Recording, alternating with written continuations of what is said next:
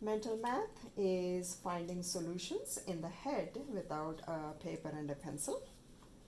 And for example, 5 plus 7 is, instead of counting 5 and then taking our 7 fingers and counting after 5, 6, 7, 8 and so on, I can see 5 plus 7 as 5 plus 5 plus 2, because 5 plus 5 is 10 and 10 and 2, 12.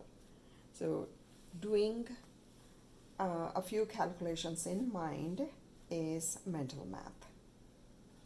This is important because this builds speed, accuracy, and confidence in children. Automaticity is memorizing certain components of mathematics like times tables, addition tables, and so on. Automaticity also helps in building speed, accuracy, and confidence.